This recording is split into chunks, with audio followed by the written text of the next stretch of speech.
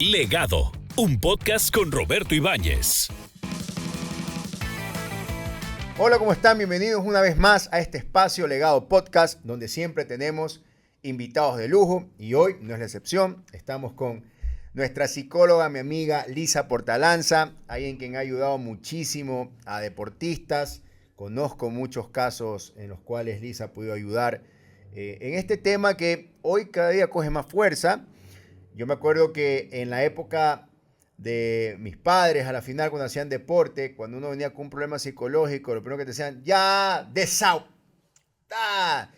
Y bueno, y a la larga nos hemos dado cuenta que eso no funciona así. Cada persona, cada mente es un mundo, cada deportista es distinto a otro. Y las técnicas que hoy, o las herramientas se podrían decir, ¿no? Que hoy sirven en la psicología deportiva, ayudan mucho a poder a veces saltar esos obstáculos que el físico no puede. Y yo siempre he dicho, quien domina tu mente, domina tu vida. Así que vamos a hablar sobre un tema muy importante el día de hoy. Y bueno, bienvenido Lisa, gracias por estar en mi espacio podcast. Muchísimas gracias, Perdón, Roberto. mi espacio podcast, mi espacio Legado Podcast, así es. Muchísimas gracias, Roberto. Qué gusto poder compartir con ustedes y con todos los seguidores que tienen. Siempre es un gusto inmenso poder compartir contigo y con tu equipo y poder conversar sobre estos temas que tanto nos apasionan.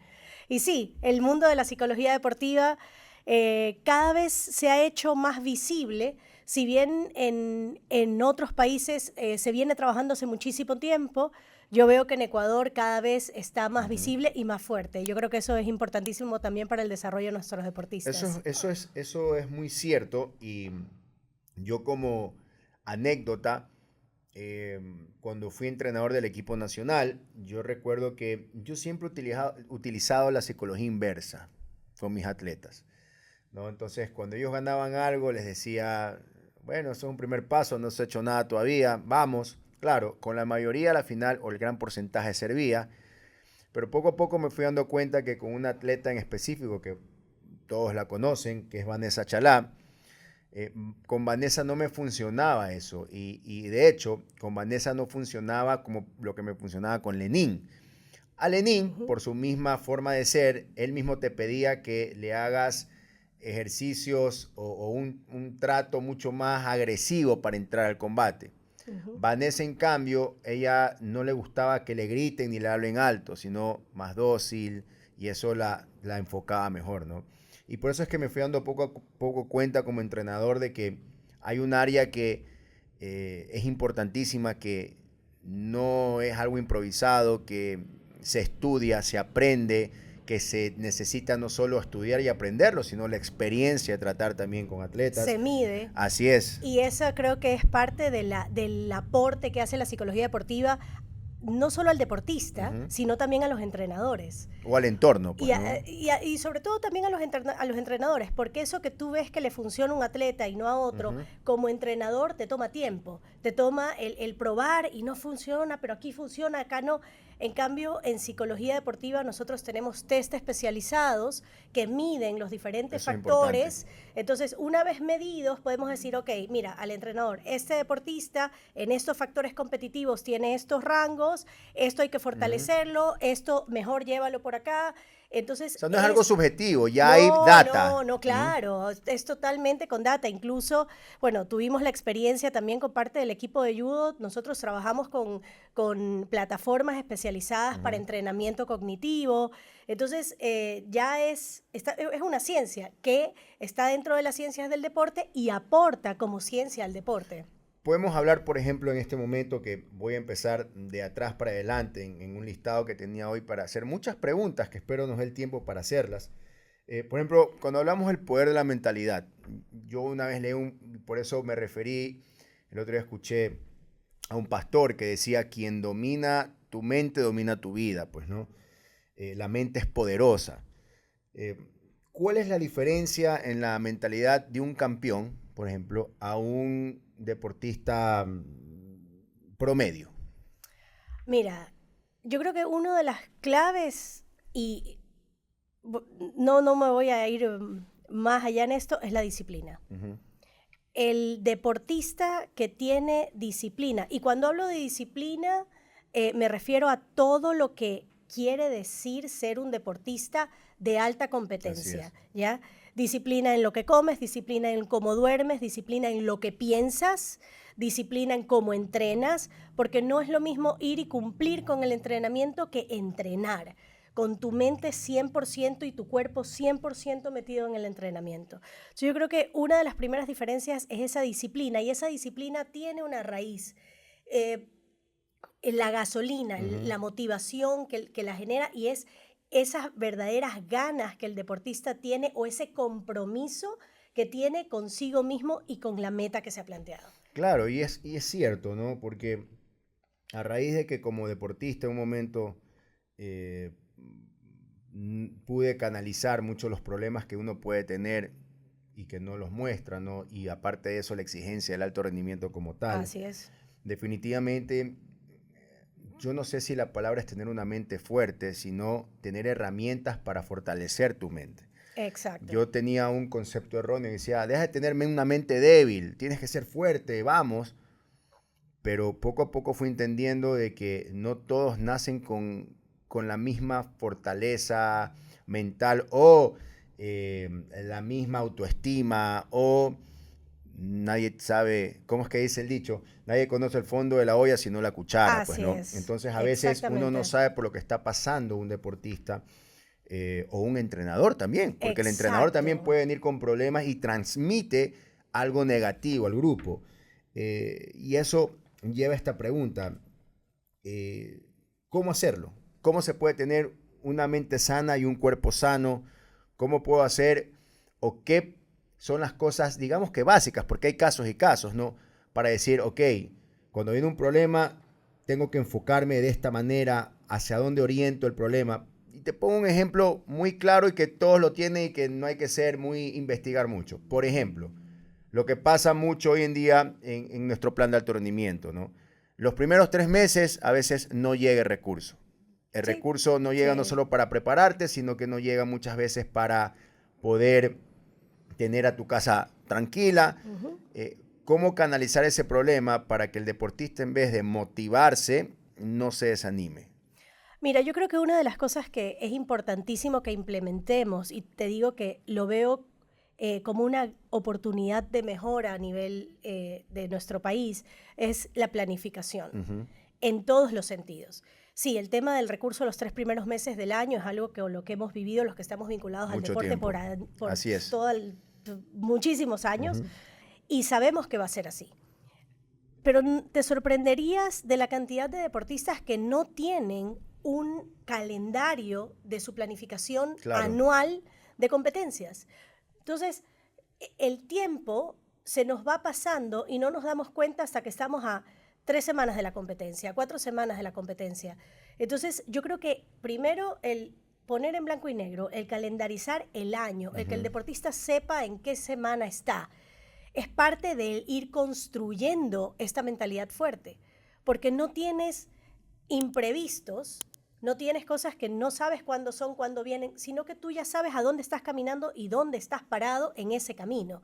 Entonces, yo siempre recomiendo, arranca con una planificación anual, que tú sepas, y por ejemplo, en los deportistas que son del plan de alto rendimiento, pero que recién están entrando, muchos todavía tienen otro tipo de responsabilidades que tienen que cumplir, están estudiando, y todo eso tiene que estar en tu calendario. Tú tienes que saber cuándo la semana de exámenes de lo que estudies se te va a cruzar con la semana de competencia o con la semana de poscompetencia o el previo a competencia.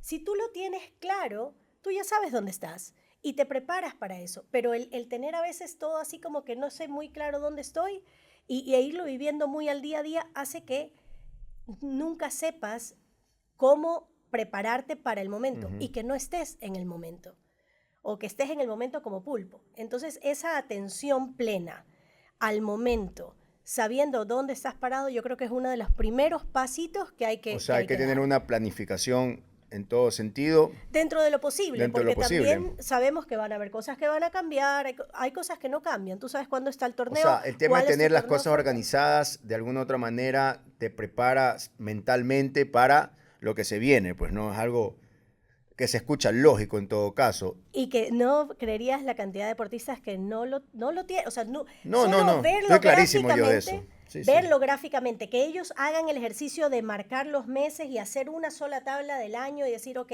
en esta semana voy a estar aquí, en esta semana acá, ¿en qué semana estoy? Y que la tengan en un lugar donde la puedan ver. Estoy aquí, ok, en 2 semanas esto. Te va dando incluso tranquilidad. Yo tengo siempre cuando fui deportista, y lo he utilizado ahora cuando fui entrenador y ahora también en el campo dirigencial y en mi vida en el campo empresarial, yo siempre he sentido que, o me autotorturo, se puede decir, no sé, disculpa Melissa si no son los términos No importa.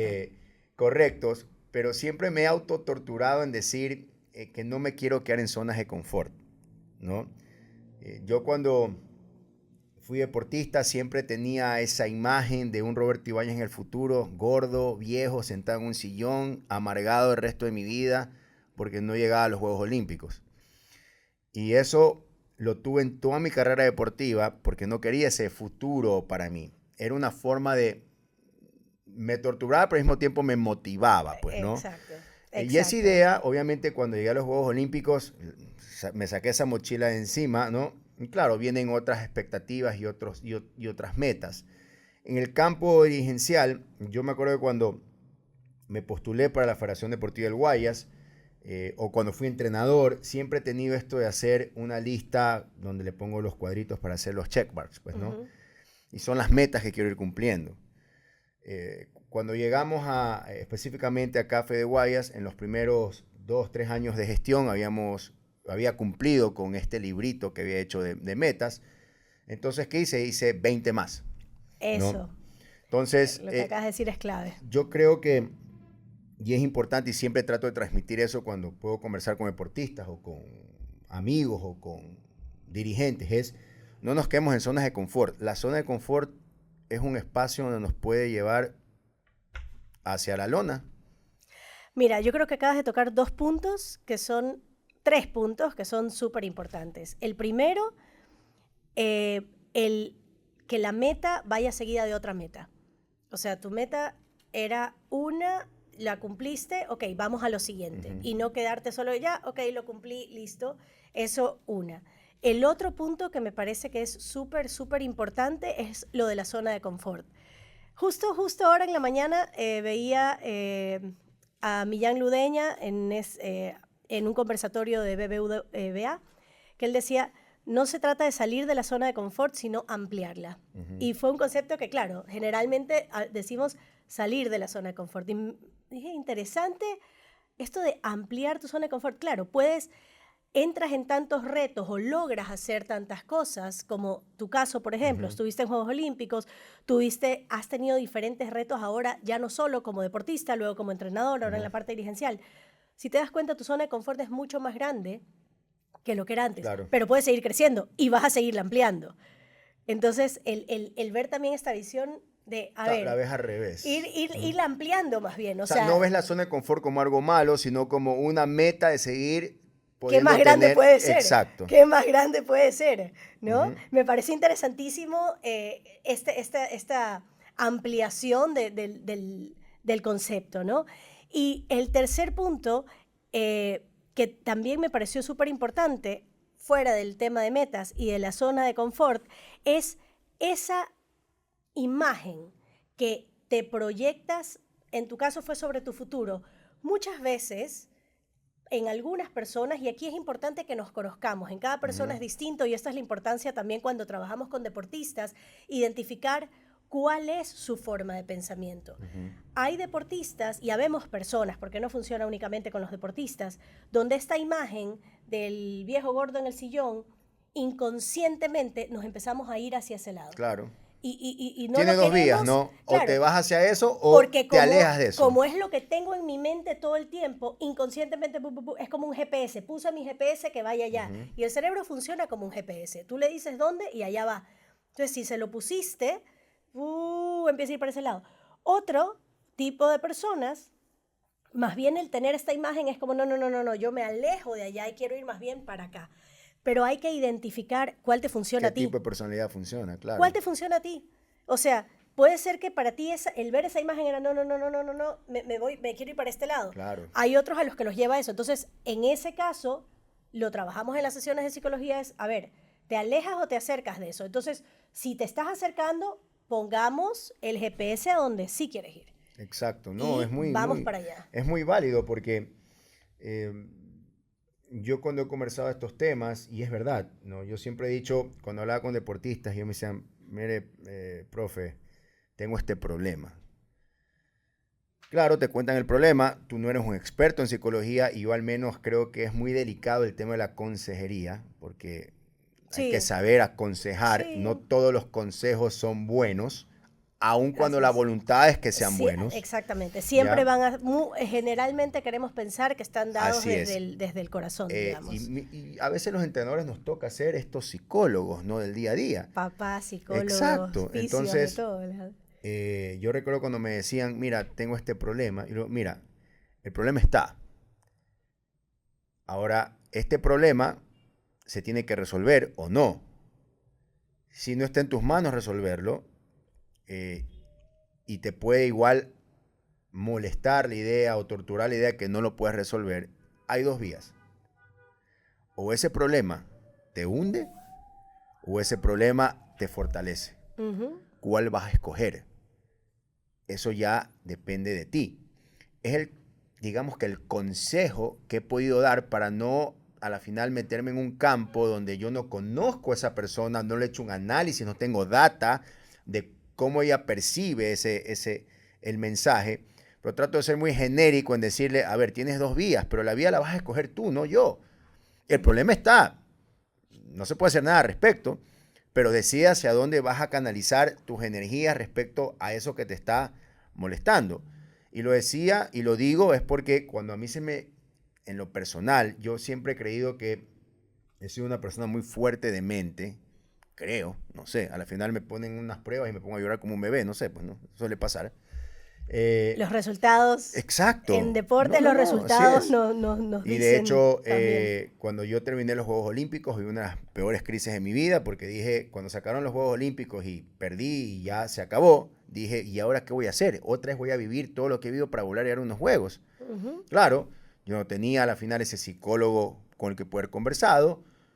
Le doy gracias a Dios de que al final del día tuve una mentalidad para yo mismo canalizarlo y auto guiarme a que, bueno, se acabó el mundo, hay otras cosas por hacer.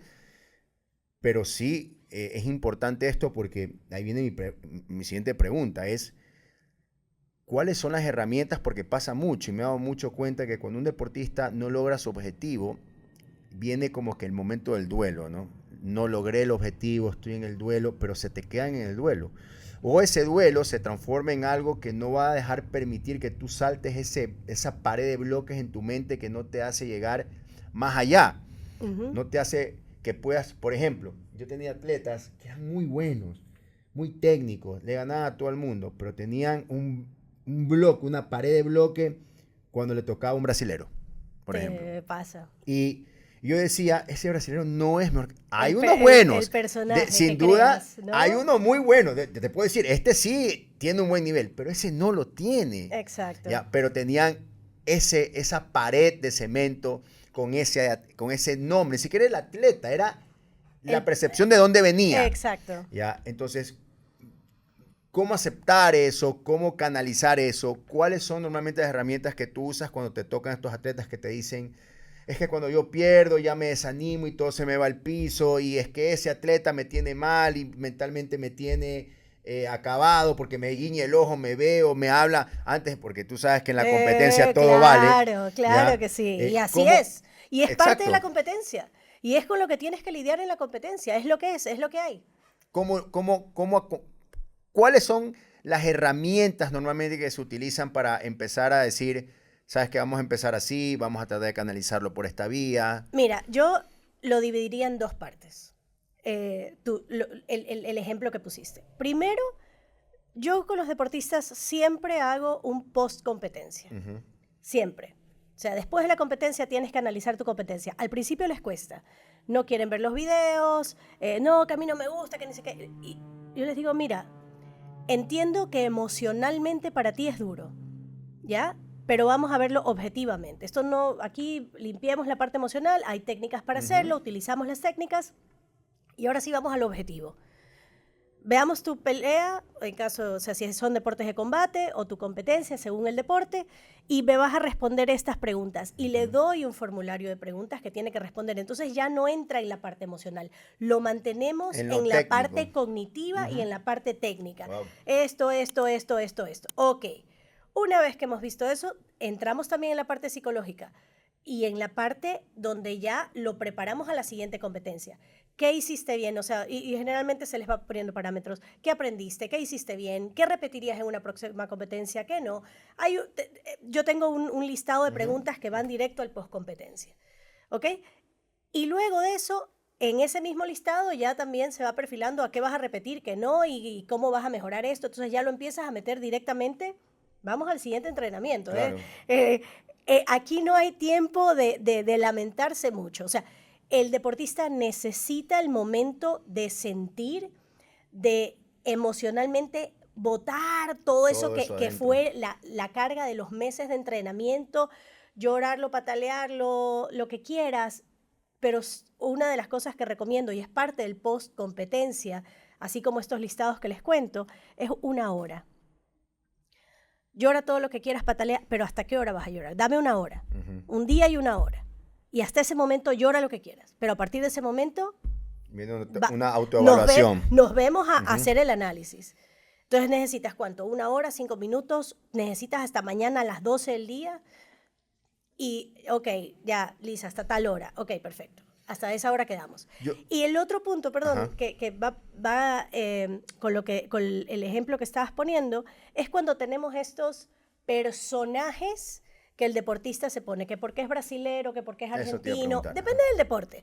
Porque claro, cada deporte tiene lo suyo, pues, tiene los países que son más fuertes que otros. Pues, ¿no? Claro, entonces tú, o ya con este ya perdí 2 veces, entonces es fulanito, fulanita, perfecto. Ese personaje que te has creado, entonces ahí usamos, bueno, a mí me gusta trabajar mucho con los formatos que yo mismo voy diseñando para los deportistas y es, ok, perfecto, ¿qué fortalezas tiene? ¿Qué fortalezas tuyas vas a usar contra esas fortalezas? ¿Qué debilidades tiene? Y a veces te das cuenta que cuando han creado estos personajes magníficos, no le ven las debilidades. Todos tenemos debilidades. Así es. ¿Cuáles son las? ¿No? Y les cuesta hasta que las empiezan a ver. Ok, ¿qué fortalezas tuyas vas a usar contra esas debilidades? Yo siento a veces, Lisa, que aunque hemos evolucionado mucho en el deporte ecuatoriano, sí, y hoy en día a veces a mí me dicen no hay apoyo en el país, y bueno, yo digo, yo no puedo compartir ese comentario, que no es el óptimo, sí, pero de lo que vivían mis padres, a lo que viví yo, a lo que hay ahora, no hay cómo decir que no hemos evolucionado, y por algo no estamos viviendo el mejor momento del deporte ecuatoriano, pues, ¿no? Y ahí voy, y por eso te digo, yo creo que en nuestro país tenemos todavía deportistas muy ortodoxos. ¿En qué sentido? ¿Ya? En que simplemente para ellos es ir a entrenar como un caballo, ¿no? Salir y repetir. Pero nadie hace, o muy pocos tienen esa cultura de decir, ok, ya terminó mi entrenamiento, ahora tengo que hacer el entrenamiento invisible. ¿Qué puede ser? El masaje en la parte física, Por ¿no? supuesto. El movimiento específico con ligas. Hoy hay un campo que ha crecido también. Y hoy veo que hay deportistas que están haciendo ese entrenamiento después del que tienen normalmente para recuperación, todo eso. Pero lo que yo tanto he pedido y siempre le pedí a mis atletas, recuerdo era, yo necesito que ustedes tengan un cuaderno donde tienes que tener mapeado cada deportista con el que te enfrentas en el mundo. Ten uno con el que te enfrentas en América, ten uno con el que te enfrentas cuando brincas el charco Europa. Es más, incluso ten mapeado hasta el árbitro que te va a arbitrar el combate, porque los árbitros también tienen su estilo de arbitrar. Así es. Entonces, ¿por qué? Porque cuando ya entramos al mundo del alto rendimiento, todo se transforma en una estrategia. Tienes que tener una estrategia, una táctica. Así es, ¿no? parte de la estrategia, sí. Y yo lo que siento es que muchos de nuestros deportistas no tienen esa cultura. Piensan simplemente que es entrenar y entrenar y entrenar. Y hay un error que yo veo en muchos de deportistas que yo en su momento tuve, es que no querían cambiar las cosas aun cuando le estaban dando el mismo resultado. Y una vez vi una de las frases de Albert Einstein que decía, si quieres resultados diferentes, tienes que hacer cosas distintas. Y siempre he dicho a mis atletas, si tú estás yendo todos los combates y te estoy dando un porcentaje ya, pues estoy dándote data de cada vez que a ti te agarran la espalda, por ejemplo, vas a terminar lanzado. ¿Qué vamos a hacer para que eso cambie? Yo te voy a dar la solución para que eso cambie, o 1 o 2 o 3, pero tú tienes que aplicarlas. Si tú no te esfuerzas en aplicarlas y vas a querer siguiendo hacerlo fácil, que es defenderte de esa manera que no te está sirviendo, no vas a tener resultados diferentes. Y ahí va mi pregunta. No te va a gustar mi respuesta. Viene una pregunta. Sí, seguramente, porque tenemos muy mapeado a veces a los deportistas. ¿Qué necesita Ya hemos empezado a ir a Juegos Olímpicos y no solo a clasificar y a participar. Así es. Hemos ya empezado a ser protagonistas. ¿Qué se necesita en el campo psicológico, Lisa, en nuestros deportistas para que más se sumen a este selecto grupo que tenemos en medallistas olímpicos, para que podamos poco a poco ir achicando esa brecha que tenemos con otros países que sí están trabajando fuertemente estos temas? A ver, tomando el ejemplo que estabas poniendo, dijiste una frase que para mí fue clave. Yo le decía a mi deportista lo que podía hacer, ¿sí? Y él hacía lo mismo. A veces necesitamos que los entrenadores en el post-competencia, cuando hay que analizar, no decirle a los deportistas qué tienen que hacer, sino que ellos nos lo digan a nosotros. ¿Qué hiciste? ¿Qué hiciste? ¿Qué puedes hacer mejor? ¿Qué te falló acá? ¿Qué puedes hacer mejor acá? Porque él necesita ver el error, porque en el momento que él esté en el combate nuevamente, él tiene que recordar qué puede hacer. Si tú se lo dices, lo puede olvidar. Pero cuando tú eres el que lo piensas, es más difícil que lo olvides. Entonces, yo creo que es una... el deportista y el deporte en general es la suma de muchos factores. Así es. Lo que pasa con el deportista es una suma de muchos factores.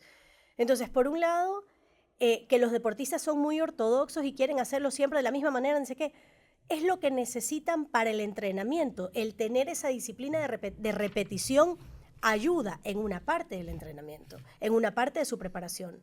Pero esta otra parte que necesitan ellos mismos sacar las ideas, también tenemos que ayudarlos a que lo desarrollen como entrenadores. Decirle, a ver, ¿qué tienes que hacer acá? ¿Qué pudieras mejorar? Y que ellos sean los que saquen esas respuestas. Ahora, ¿cómo ampliamos el grupo de deportistas medallistas olímpicos? Yo creo que, bueno, siempre en deportes la data y los datos claros, puros y duros nos van guiando. Entonces, el saber realmente dónde estás, contra quién vas a competir, quitando ese miedo, no quitando ese personaje que te pones, sino analizando claramente quiénes son, cuáles son sus debilidades, cuáles son sus fortalezas, un poco el cuaderno que tú decías. Eso es una excelente opción. De hecho, una de las técnicas que en algún momento fue muy sonada en Juegos Olímpicos, yo puse una selección de las 3 técnicas que me parecieron más fáciles de usar, que se vieron en estos Juegos Olímpicos, y se llama journaling en inglés, es el llevar este diario, ¿no? Ojo, el diario, día a día. El diario no es solo de competencia, es también de entrenamiento. Claro. De hecho, en algún momento para los chicos de Fede Guayas les entregamos estas agendas de entrenamiento. Debe tener su diario del entrenamiento diario. Claro, exactamente. Y el diario no es, que por favor, que no se malinterprete, no es querido diario. La Pascualina. Claro, querido diario, hoy fui a entrenar. No, es mis objetivos de entrenamiento son estos, y físico, técnico. Claro. De hecho, fue como el que le entregamos a los chicos de Fede Guayas, es una agenda de entrenamiento con la que yo trabajo mucho con mis deportistas. ¿Cuáles son tus objetivos antes del entrenamiento? ¿Qué vas a ir a entrenar hoy día? Voy a ir a entrenar. ¿Cuál es el objetivo del entrenamiento de hoy? ¿Cuál es tu objetivo de entrenamiento? Falta. Técnico, físico y mental. Porque no vas a querer llegar a la competencia a tener la mentalidad que no entrenaste. Claro. No es lo mismo, por ejemplo, entrenar y decir, voy a hacer la simulación de un combate, ¿no? Y decir, voy a empezar el combate desde cero. Es decir, hoy mi objetivo es pensar que inicio todos mis combates en contra. Exacto, Y por tengo ejemplo, que empatar, remontar. remontar y ganar. Exacto. ¿No? Entonces cambian los objetivos. Vas a entrenar con un objetivo. Y eso es lo que Exacto. yo a veces siento que los deportistas entrenan simplemente por inercia. Claro. Y no con objetivos específicos que no necesariamente te los tiene que dar el entrenador. Te Ojo, los y tienes que a poner tú. veces el objetivo de entrenamiento es mucho más puntual y puede verse hasta más simple, Ujú. pero a veces es lo más complejo cuando tienes que hacer un cambio técnico, por ejemplo. En deportes que son de una técnica muy precisa, leemos el caso de patinaje, por Ajá, ejemplo, claro. que tú pongas el hombro así o así determina que el salto te salga. Entonces, hoy me voy a enfocar en este salto, empezarlo de tal manera, solo mantener el hombro Ujú. así.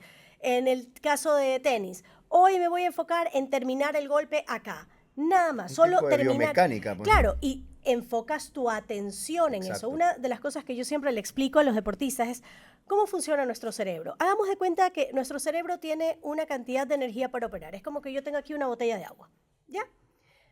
Es lo que hay. Tenemos esa cantidad de energía para operar. ¿Dónde pongo esa energía? Es donde yo pongo mi atención. Entonces, digamos que yo tengo 3 vasos de agua. Uno dice, ya quiero que se acabe el entrenamiento porque me quiero ir al cine. El otro dice, a ver, tengo que poner la mano así, la muñeca así, el brazo así, dependiendo del deporte, ¿no? Y el otro dice, chuzo, el entrenador me va a retar otra vez, y ni sé qué, y mi compañero tal cosa. ¿Dónde vas a poner el agua? Claro. Durante el entrenamiento, ¿en qué vaso vas a poner el agua? Porque donde tú lo pongas va a activar o desactivar cosas en tu cuerpo. Entonces, ¿dónde vas a poner el agua? Correcto. Y eso es importante, que ellos sepan dónde Priorizar. están poniendo su atención. Porque ¿qué es la concentración al final? Es donde tú has puesto tu atención. Si lo ponemos en los 3 vasos así toda chorreada, no vas a tener No la vas a atención concentrarte ni la en algo. mejora Exacto. en ninguna. Oye, y Lizzy, para ir terminando esta increíble charla, que ojalá tuviéramos más tiempo porque podíamos irnos de largo hablando de esto. Cuando quieran hacemos Sí. la segunda parte. Hay un tema muy importante que a veces está pasando, ¿no? Cuando llega el momento de retirarse y un deportista está en que a veces él sabe que a su cuerpo no es el mismo, su mente en Exacto. cambio tiene mucho más experiencia, ¿no? Y dice, pero es que yo tengo la experiencia, pero ya juventud divino tesoro, como dicen, ¿no? Y el alto rendimiento Así es es, achaque al cuerpo. ¿Cómo un atleta primeramente puede identificar cuando es ese momento? ¿Cuáles son los errores comunes que pasan en esta decisión? ¿No? Porque puede ser un error tomarla o no, a la final no era el momento de retirarte, a lo mejor sí era el momento. ¿Y qué estrategias pueden ayudar en este sentido? Mira, ahí no me atrevería a decirte un 1 más 1 es 2, porque cada deportista y cada deporte es diferente. distinto. En cada deporte... Unos son más longevos, Exactamente. otros son más... Hay deportes donde tú puedes participar por más tiempo, hay otros deportes que no, que es juventud y punto, Claro. ¿no? Ahora, el deportista conoce su cuerpo e identifica no solo cuando ya el rendimiento no es igual, sino también cuando la recuperación ya no es igual. Correcto. Y tú ya sientes que la recuperación no, No es la es misma. igual que antes. Y ese paso a la siguiente etapa, tienes que irla construyendo. Tienes que irla construyendo previamente.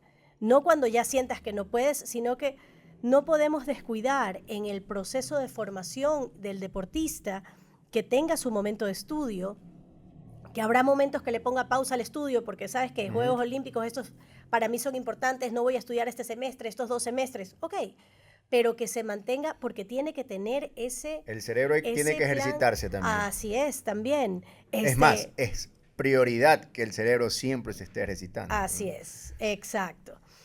Y el cuerpo también, No, es obvio, diferente, obvio. pero también. Por supuesto que sí, pero hablando del deporte, la naturaleza es que el cuerpo lo vas a ejercitar. Pues, ¿no? Exacto, de acuerdo. Entonces, ir creando ese camino para que cuando no sea un saltar al abismo, tú ya sabes que tienes dónde saltar.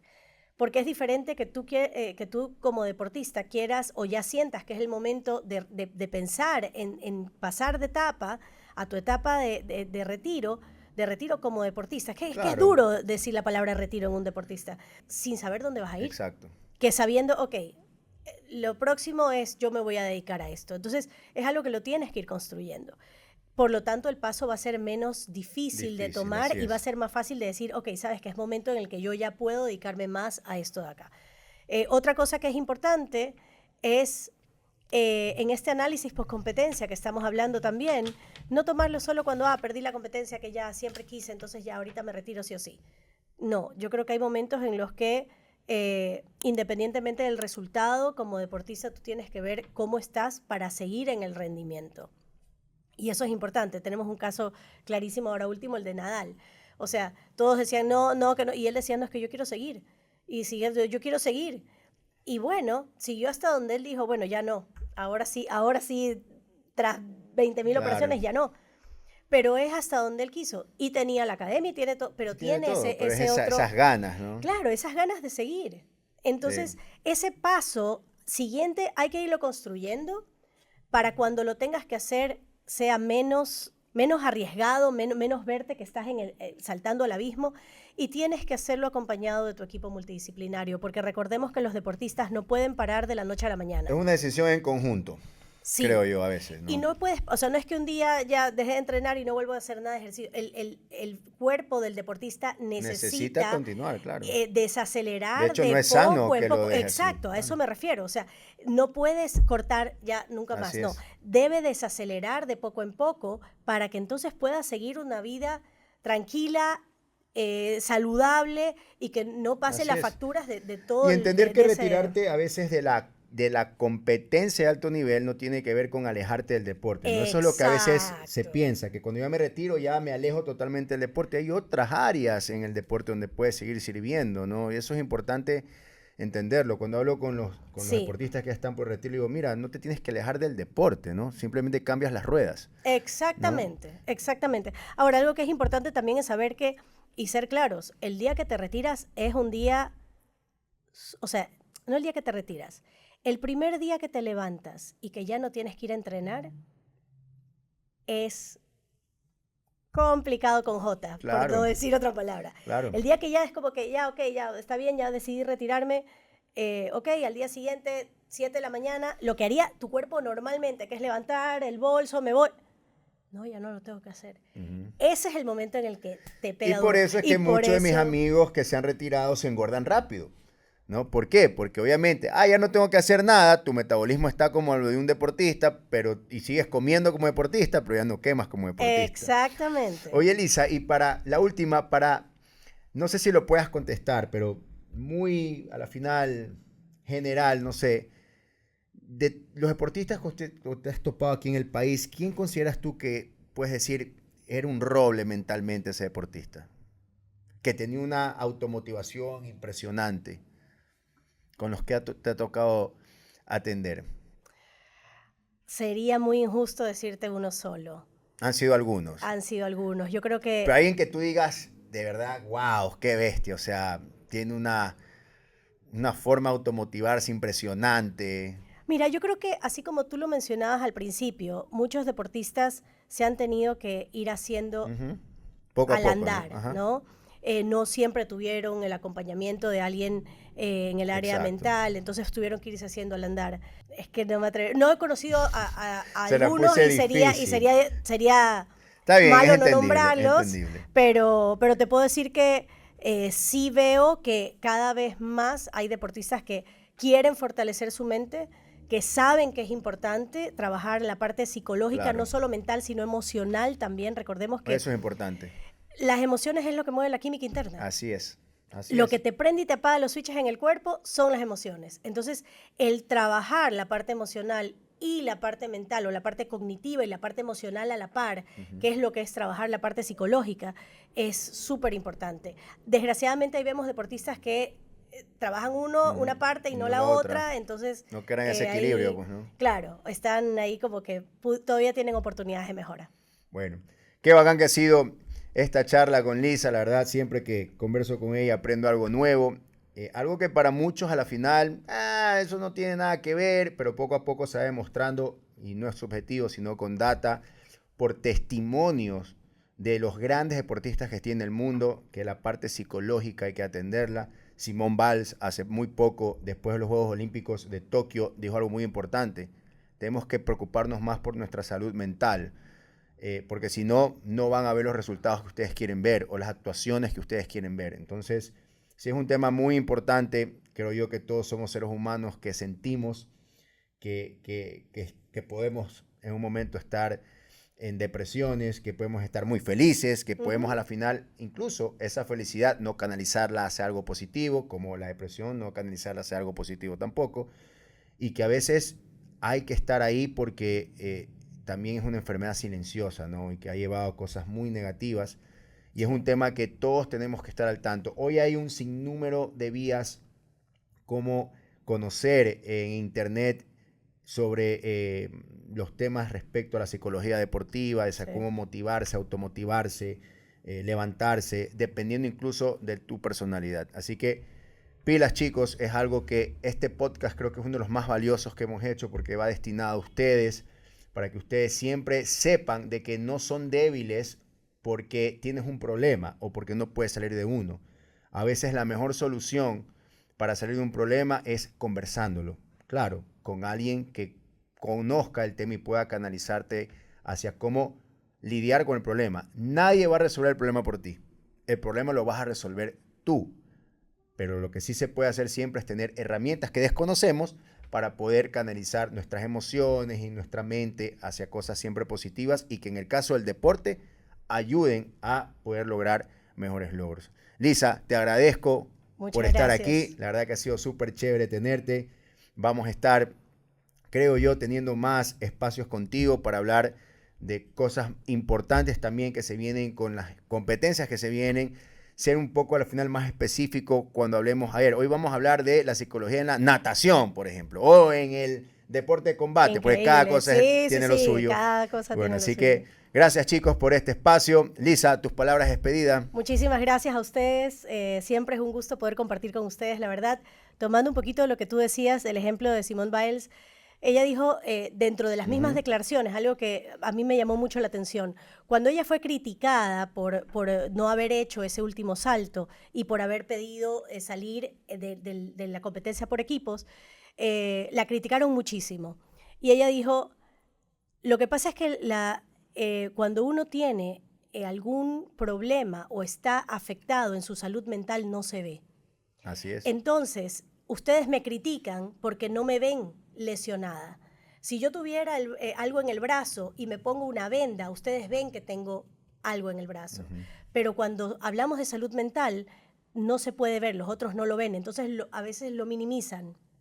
Entonces, siempre que tengamos algún pensamiento, alguna situación, alguna emoción que esté afectando nuestra salud mental y que nosotros lo podamos ver, es importante que busquemos un profesional que nos ayude con herramientas, con guías precisas para poder solucionar eso. Es como si tenemos un dolor, vamos a ir al traumatólogo, así mismo. Si tenemos un problema dentro de nuestra salud mental, o incluso, no necesariamente hablemos de un problema, si tenemos algo en nuestro deporte que no nos está ayudando a llegar donde queremos, también es momento de buscar a alguien que nos dé herramientas y que nos ayude a pasar ese obstáculo. Así que muchísimas gracias. No, por favor. Gusto poder compartir con ustedes siempre. Qué chévere, qué chévere. La verdad que he disfrutado muchísimo este espacio en el que hemos podido conversar. Señores, eso ha sido todo por hoy, así que nos estaremos viendo en un próximo episodio, como siempre, con personajes de lujo, como ha sido Lisa, como es Lisa. Y bueno, nos veremos muy pronto. Chao. Legado, un podcast con Roberto Ibáñez.